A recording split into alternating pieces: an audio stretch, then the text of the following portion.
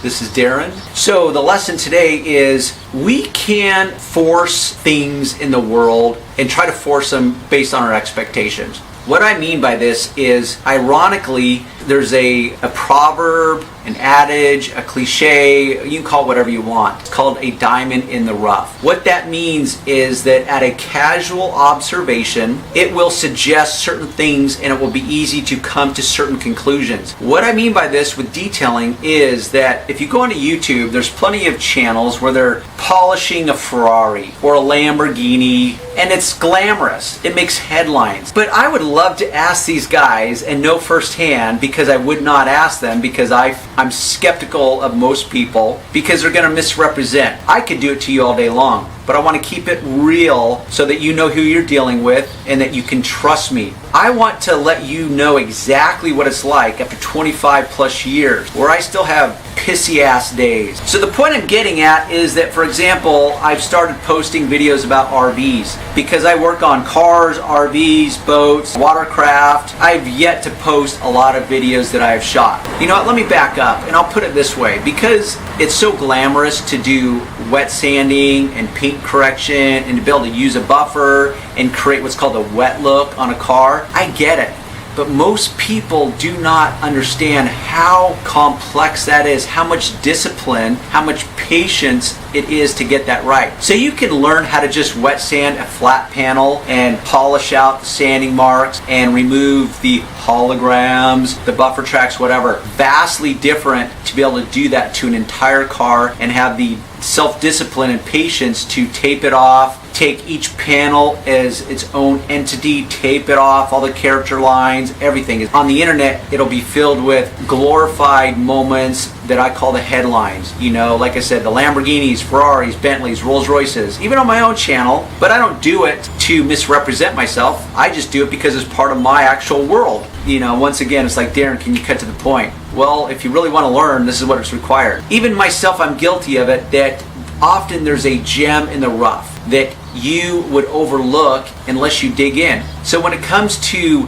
polishing, it's very ironic and kind of a contradiction on a level, because I actually avoid polishing as much as possible. Yes, I can do it at any level a guy wants. That I could perform at the top 2% of any car guy, any professional detailer, any auto body guy. But guess what? It is hard stinking work. There's a lot of materials involved. There's a lot of additional costs that beginners aren't aware of. So they walk away after 2 days of doing paint correction. It's like, oh my gosh, I just made literally like $15 an hour, and I just broke my back for 2 days doing it. And then I waltz in and I wash a piece of crap RV, 32 footer, and I walk away with $200 cash in my pocket. And it took me, drum roll please, 2 hours. Now that doesn't include travel time, so you've got to put that into it. Very few people know the true cost of anything. It's called a cost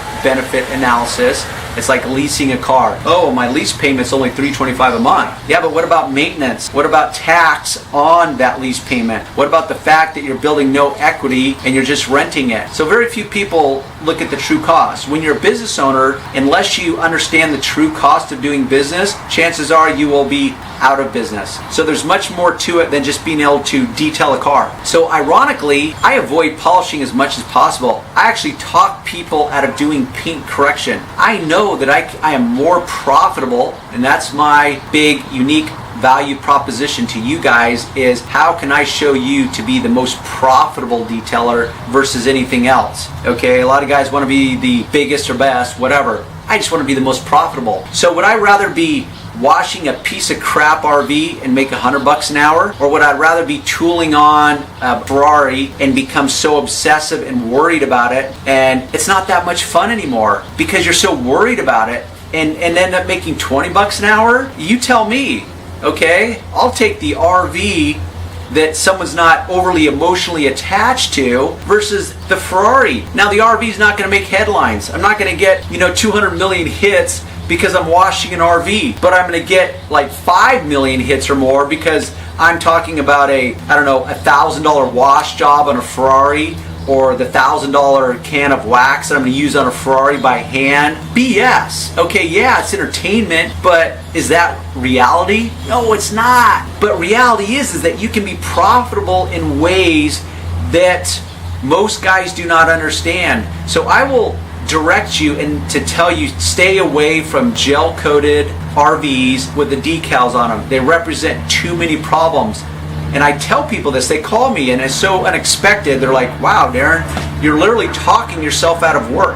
Yeah, I am, but guess what? I say, let's apply appropriate response, which is it's a big RV, it's going to oxidize. You don't have the money to hire me to come out every month and take care of it because that's what it would require. You don't have the money for me to restore it. It would cost a few $1,000s. And why do it if you can't keep it indoors? Why do it if you can't maintain it? So let's pull back. Let me apply a voice of reason, and let me tell you that guess what? Just accept the nature of the beast, which is it's going to oxidize, so wash it when you want. You can do it yourself. I'll even teach you how to do it. And I'm not worried about someone learning how to do it because I know that most people don't want to get up on the roof, chance the risk of falling off that roof. You know, we're lazy. We got other things we'd rather do, but I'm willing to do it, and I'm willing to make $75 to $100 to wash a piece of crap RV. So that's what's so ironic about it is that I found all these little niches. Maintenance detailing versus one-time detailing.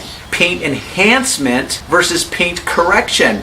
I would much rather make $75 to $125 an hour all day long. Now I don't work on a lot of what you would call normal stuff, okay? I mean, honestly, 90% of my business is with the more affluent people. They have a healthy disposable income, but that doesn't mean they're buying a $500,000 diesel pusher RV, but they're going to buy something used. They've got some disposable income, and I talk them off the edge and say, hey, guess what? It's unrealistic to think that this can be restored, but it needs to be washed. So I'll do it for you. I charge $6 a foot, and I walk away with more money in my pocket dealing with the customer whose expectations are so far down here because it's an old used RV. So till next time, thanks for tuning in.